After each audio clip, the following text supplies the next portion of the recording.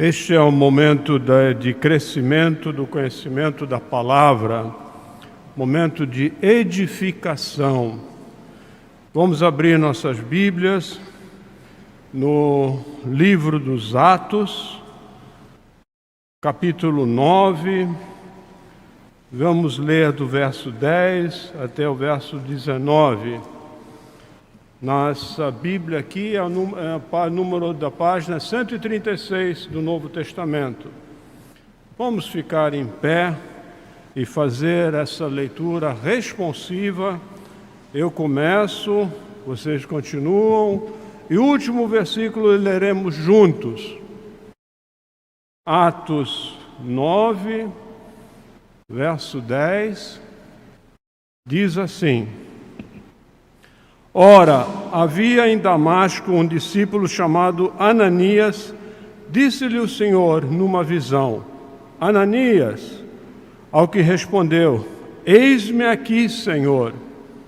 Então o Senhor lhe ordenou: Dispõe-te e vai à rua que se chama Direita, e na casa de Judas procura por Saulo, apelidado de Tarso, pois ele está orando. E viu entrar um homem chamado Ananias e impor-lhe as mãos para que recuperasse a vista. Ananias, porém, respondeu: Senhor, de muito tenho ouvido a respeito deste homem. Quantos males tem feito aos teus santos em Jerusalém? E para aqui trouxe autorização dos principais sacerdotes para prender a todos os que invocam o teu nome. Mas o Senhor lhe disse: Vai, porque este é para mim um instrumento escolhido, para levar o meu nome perante os gentios e reis, bem como perante os filhos de Israel. Pois eu lhe mostrarei quanto lhe importa sofrer pelo meu nome.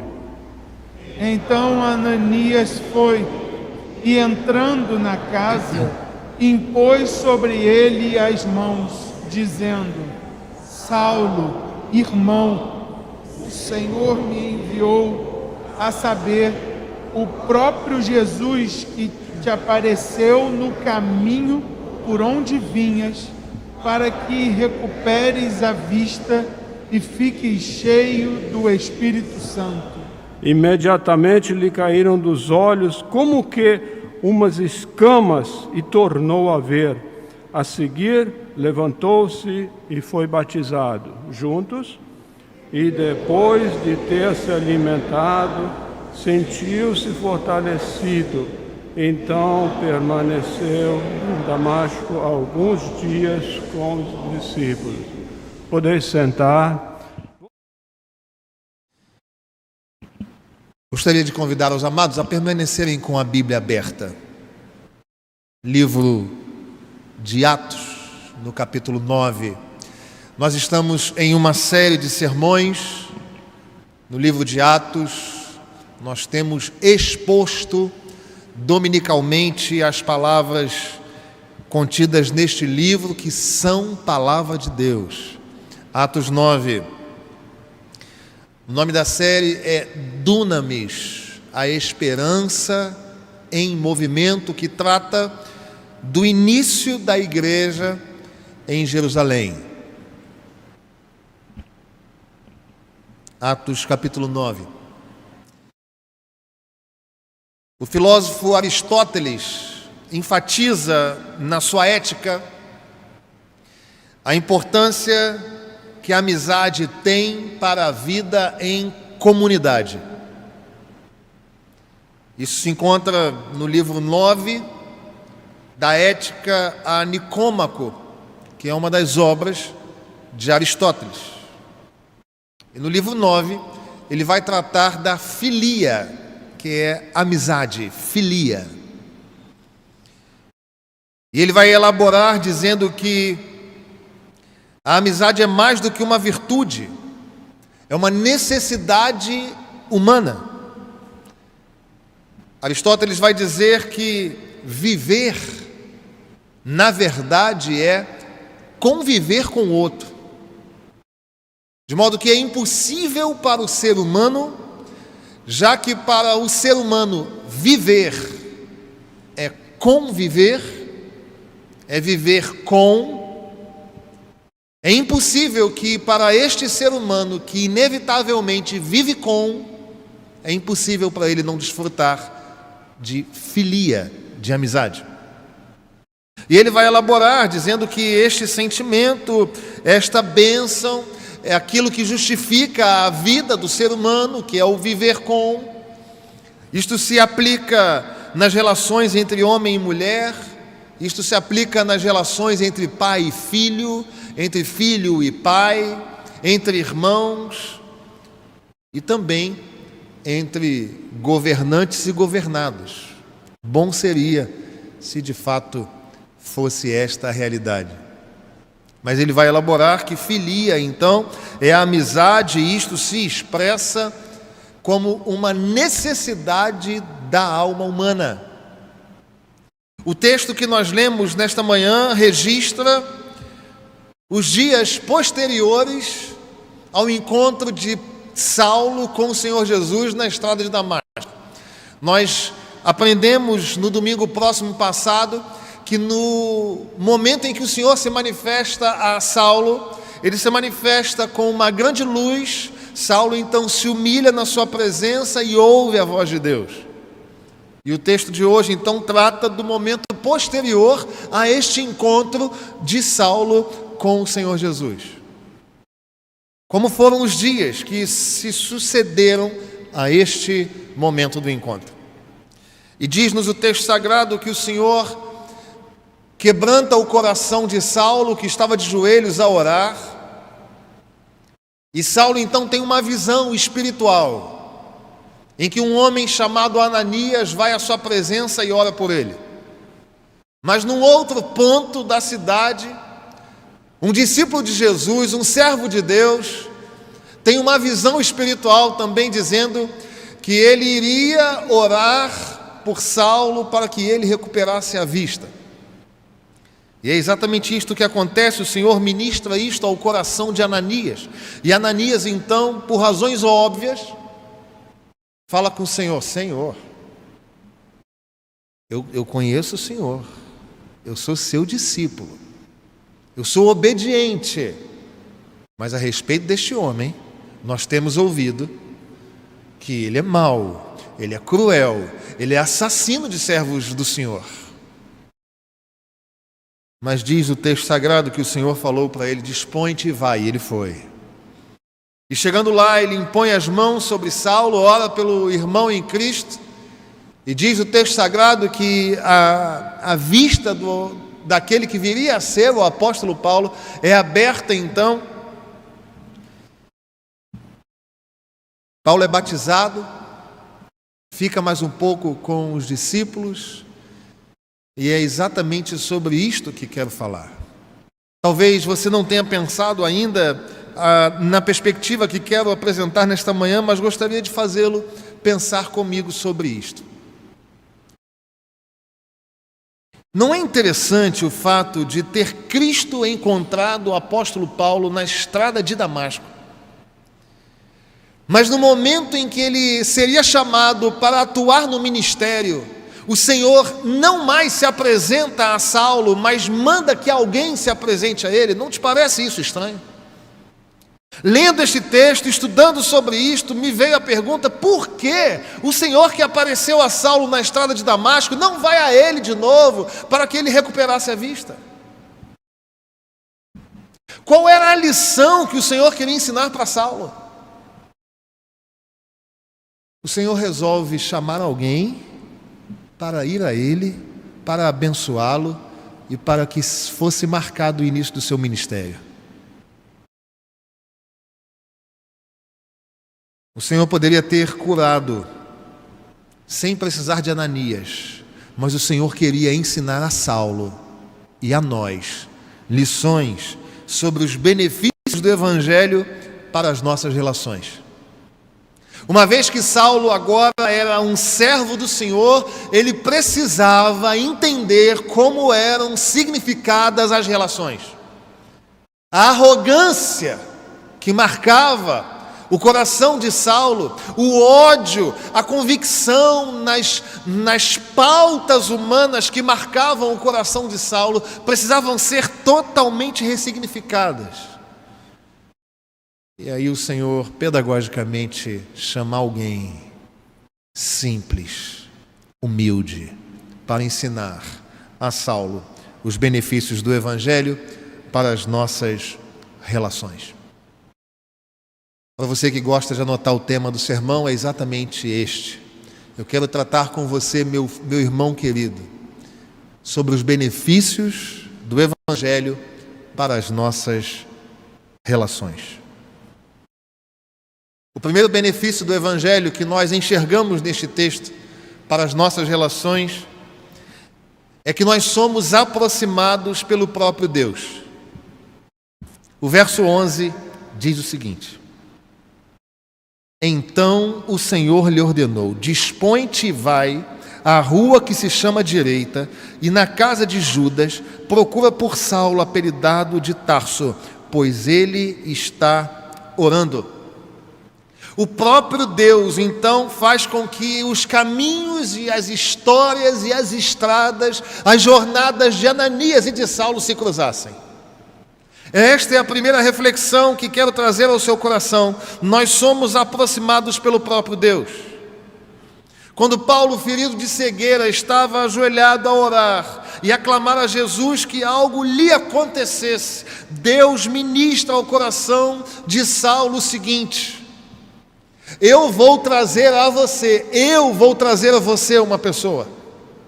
Eu vou apresentar a você um parceiro de jornada. Eu vou apresentar a você alguém que vai impor sobre você as mãos. Eu vou plantar no coração deste alguém por você amor pela sua vida. Mas não apenas isto. Diz o texto que num outro canto da cidade, o Senhor vai a Ananias e fala: você já ouviu falar de um assassino? Você já ouviu falar de um homem que persegue? Você já ouviu falar de um homem sanguinário? Ele agora é seu irmão. E você vai ter que orar por ele. Meu amado irmão, meu querido ouvinte desta manhã, as pessoas que caminham com você na jornada cristã não são fruto da sua procura, não são fruto do acaso, não são fruto dos seus belos olhos, são fruto da graça de Deus em Cristo Jesus, atraindo a você pessoas que Ele mesmo escolheu. Louvado seja o seu nome nesta manhã. Meu querido irmão, Deus em Cristo restaura a nossa amizade com Ele, para que Ele ressignifique as nossas relações interpessoais. É verdade que hoje em dia muitas pessoas não compreendem o que é ser amigo.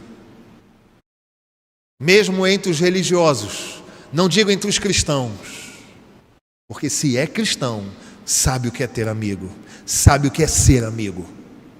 Falo dos religiosos.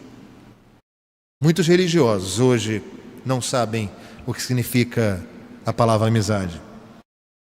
Só mantém com os outros, sejam consanguíneos, sejam amigos de trabalho, ou de igreja, ou de família, relações superficiais, de corações fechados.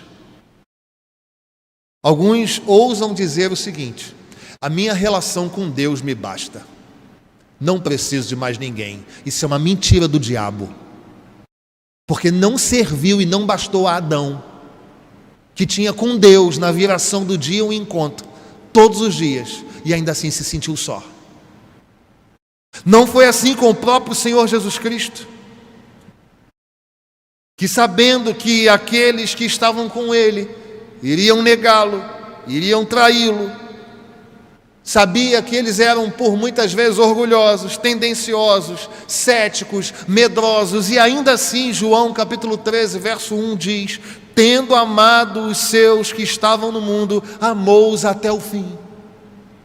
O Senhor Jesus Cristo nos redimiu para ressignificar as nossas relações, e nós precisamos entender que é Ele quem atrai para a nossa vida pessoas. Contemplamos nos evangelhos o Senhor Jesus Cristo cuidando, consolando Marta, chorando com Maria, ressuscitando Lázaro, mesmo sabendo que eles eram cheios de imperfeições. Nós precisamos uns dos outros, irmãos. Catedral Presbiteriana do Rio de Janeiro, nós precisamos uns dos outros. É necessário entender que Cristo morreu não para criar adoradores isolados. Cristo morreu para fazer de nós uma igreja. Ou a gente compreende isso, ou a gente ainda não entendeu o que é cristianismo. Essa história do eu sirvo a Jesus na minha casa, eu não preciso de ninguém, isto é mentira. Sobre isso, C.S. Lewis, em um de seus livros chamado Os Quatro Amores, escreve o seguinte: escute isso. Mas para um cristão não existem acasos. Há um mestre de cerimônias invisível em atividade. Cristo, que disse a seus discípulos: vocês não me escolheram, mas eu os escolhi, pode verdadeiramente dizer a todo grupo de amigos cristãos: vocês não escolheram uns aos outros, mas eu os escolhi uns para os outros. Amizade não é uma recompensa pelo discernimento e bom gosto que tivemos quando nos descobrimos mutuamente. Ela é o instrumento pelo qual Deus revela a cada um as belezas de todos os outros. Deus me atraiu para a sua vida e Deus te atraiu para a minha vida. Deus é quem nos atrai. É por essa razão que Paulo aos Romanos vai dizer no capítulo 12, no verso 10: dediquem-se uns aos outros com amor fraternal, prefiram dar honra uns aos outros mais do que a si próprios. É por essa razão que nós compreendemos que correr sozinho é pior do que correr acompanhado. E veja, eu não estou falando tão somente de atividade física, embora correr sozinho seja de fato muito ruim. É muito melhor olhar para o lado e perceber que alguém está esbaforido tanto quanto você, e um fala para o outro: vamos lá, mais um pouquinho, estamos quase chegando.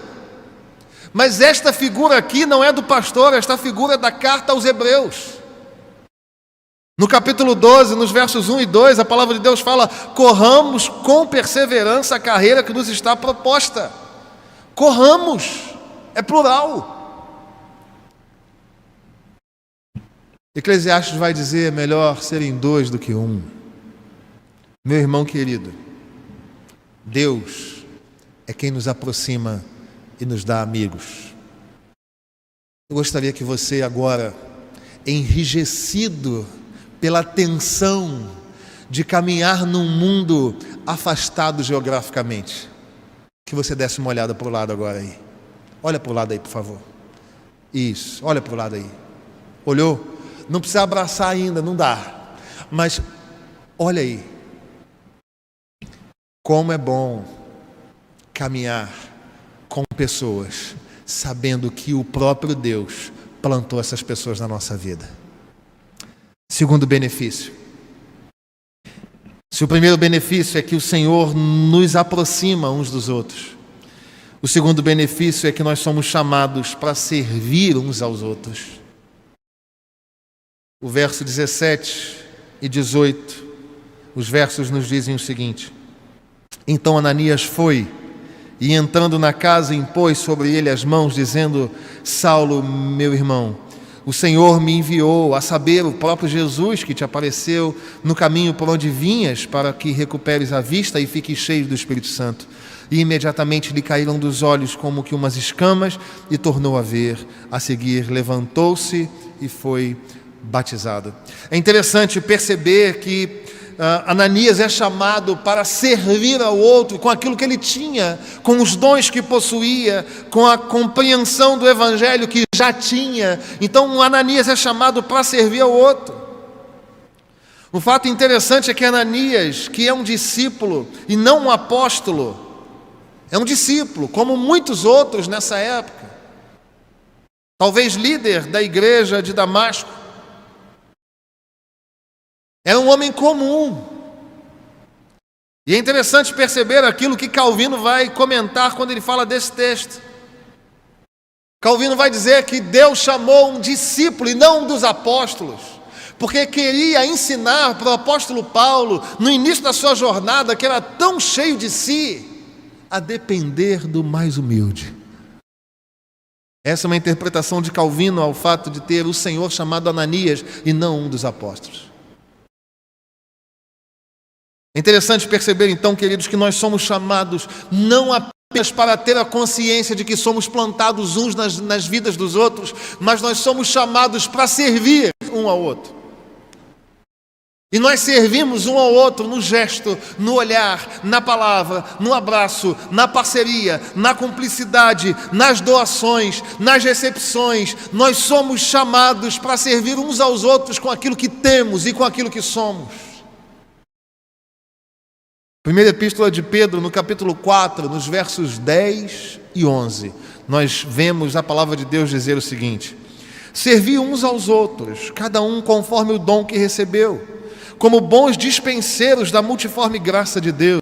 Se alguém fala, fale de acordo com os oráculos de Deus, e se alguém serve, faça-o na força que Deus supre, para que em todas as coisas seja Deus glorificado por meio de Jesus Cristo, a quem pertence a glória e o domínio pelos séculos dos séculos. Amém. É esta a palavra do Senhor. 1 de Pedro, capítulo 4, versos 10 e 11. Esse texto fala que se você fala, fala segundo a palavra de Deus. Se você serve, serve segundo aquilo de força que o próprio Deus te dá. De modo que na caminhada da igreja nós vemos no texto de 1 Pedro, capítulo 4, duas atividades principais. Uma associada ao discurso, à fala, à oralidade, à exposição, e a outra ao serviço. Mas seja uma, seja outra, nós fazemos isto para a glória de Deus. Se você é chamado ao ensino, ensine. Se você é chamado a pregar, pregue. Se você é chamado a trazer palavras de ânimo, que o faça. Se você é chamado a servir, a receber, a ser hospitaleiro, que seja assim. O Senhor chama a todos nós para o serviço. Se nós somos uns plantados nas vidas dos outros, nós somos chamados para servir. Você tem servido a quem? Agora. Você tem cuidado de quem? E eu não estou falando do ímpio que está lá fora, caminhando lá na rua, não. Eu estou falando do parceiro de jornada. Eu estou falando do irmão em Cristo. Eu estou falando da esposa e do marido. Eu estou falando dos filhos. Eu estou falando conforme Gálatas. Fazei o bem a todos, mas primeiramente aos domésticos da fé. Existem pessoas que querem ganhar o mundo e perderam os filhos, que querem cuidar do ímpio e não cuidam da própria esposa ou do marido, se arvoram como pregadores do evangelho e não são capazes de olhar no olho do irmão. Meu irmão querido, em nome de Jesus, entenda a palavra do seu pastor nessa manhã. Nós somos chamados ao serviço.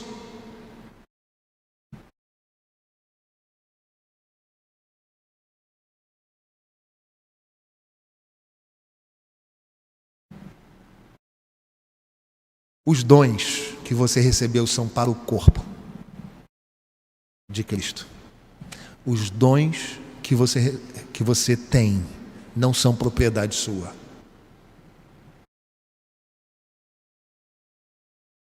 Mais uma vez eu gostaria que você olhasse para o lado aí. Sabe o seu dom, o seu talento, a sua capacidade, o seu discernimento.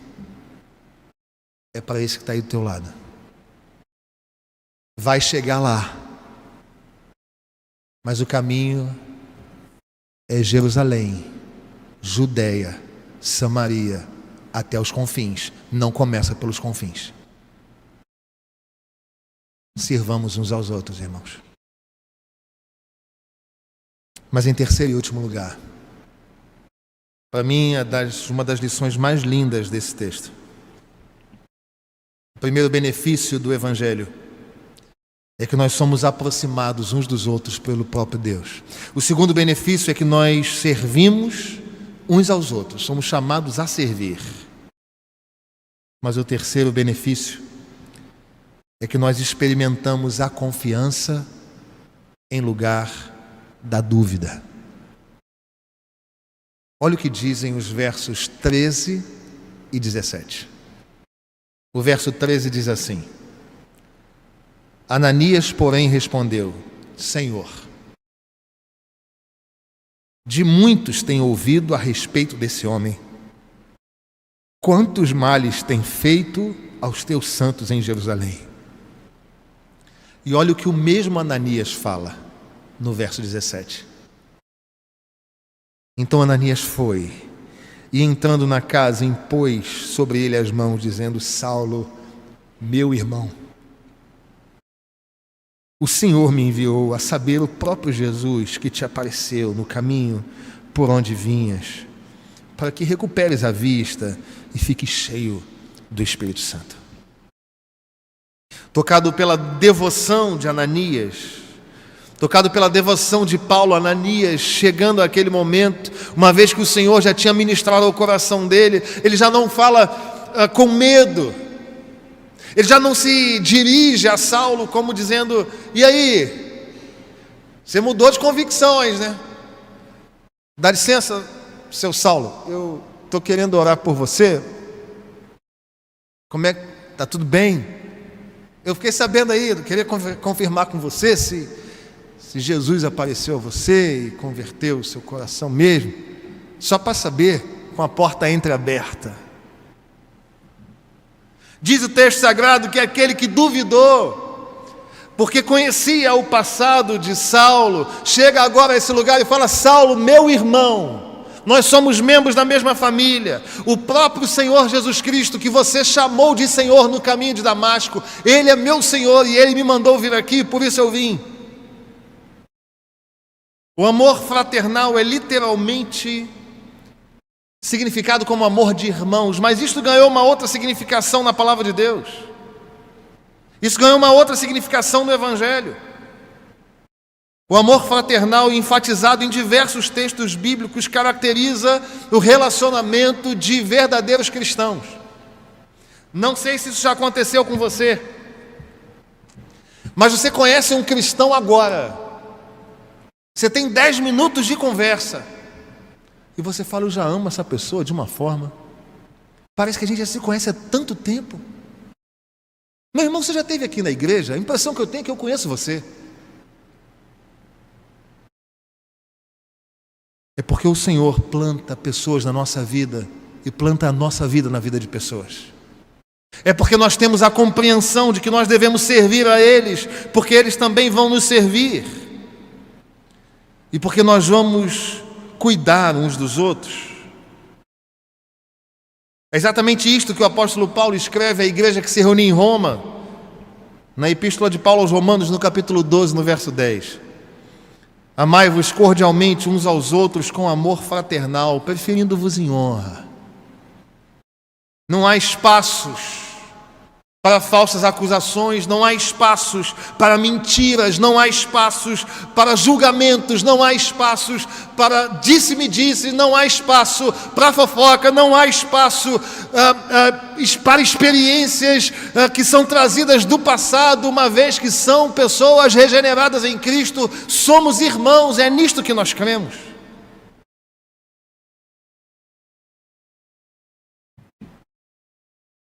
Isso explica porque Tertuliano registrou na sua obra Apologéticos aquilo que os pagãos diziam acerca dos crentes. Tertuliano vai dizer na obra Apologéticos: vejam como eles amam uns aos outros. Este é o testemunho dos pagãos, olhando para a igreja. Uma vez que Cristo nos aproximou, nos tornou membros da mesma família, as suas dores são as minhas dores. As suas alegrias e vitórias são comemoradas por mim. Se o irmão pode me ajudar, que me ajude. Se eu puder ajudá-lo, ajudá-lo-ei. Se ele vê mais do que eu, que enxergue por mim. Se eu enxergo mais do que ele, que com ele compartilhe o caminho e a estrada a seguir. Se discerne mais do que eu, que me mostre e me passe conhecimento. E se eu discerno mais do que ele, que com ele compartilhe. Se eu posso ajudá-lo, que o ajude. Se posso cobri-lo, que o cubra. E se ele pode fazer o mesmo por mim, que o faça. Somos membros da mesma família e experimentamos confiança e não dúvida.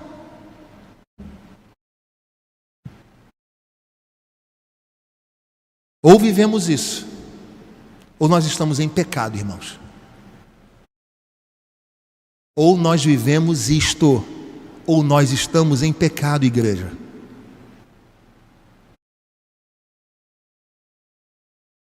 E diz a palavra do Senhor, no verso 19: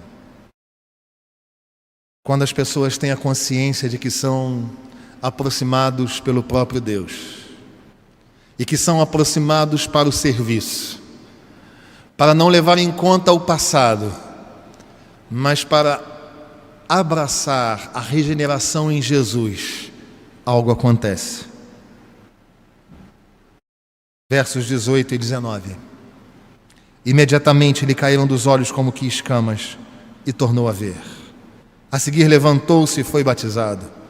E depois de ter se alimentado, sentiu-se fortalecido. Então permaneceu em Damasco alguns dias com os discípulos. Após a sua conversão na estrada de Damasco, Deus se apresenta a Paulo e fala para ele que ele receberia um irmão. E fala a este irmão: vai até Saulo. E eles então compreenderam quem é que aproxima pessoas. Eles compreenderam que é necessário servirmos uns aos outros. E eles compreenderam que não há necessidade de levar em consideração o passado, porque o passado foi coberto pelo sangue de Jesus na cruz. Veja, o pastor não está dizendo que nós recebemos pessoas que devem ficar do mesmo jeito para sempre.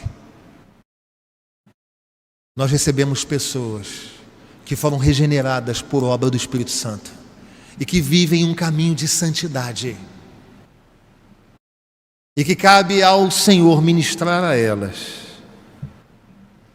a regeneração que há em Cristo Jesus.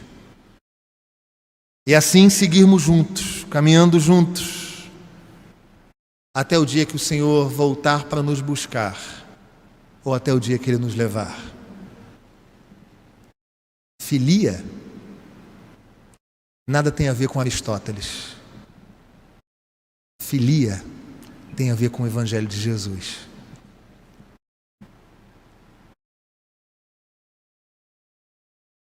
Eu louvo a Deus pela vida dos meus amigos, porque eu entendo que o Senhor atraiu a sua vida para a minha vida. Representando todos os outros, eu faço menção à equipe pastoral. A começar pelo nosso pastor emérito. Não foi o acaso que nos atraiu um para a vida do outro. Passo pela vida do pastor auxiliar, reverendo Isaías. Não foi o acaso que nos colocou um na vida do outro. Passo pela vida do meu irmão, reverendo André, de vida inteira, e mais 2 dias. Não foi o acaso que plantou a minha vida na sua vida. E chegando ao nosso Timóteo, não foi o acaso que nos atraiu, filho. O nosso Deus uniu as nossas vidas. Eu queria que você entendesse isso. Os membros do conselho da igreja não tem a ver com acaso. cada ovelha que se reúne nesse lugar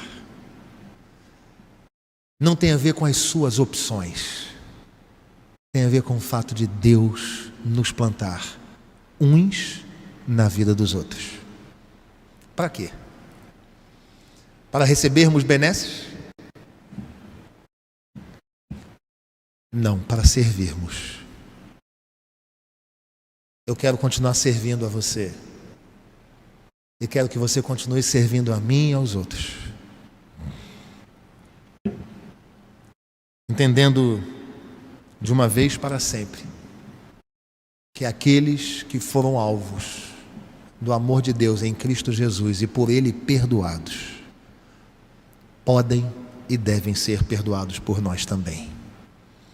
Que Deus nos abençoe com esta maravilhosa graça, que é o entendimento deste texto.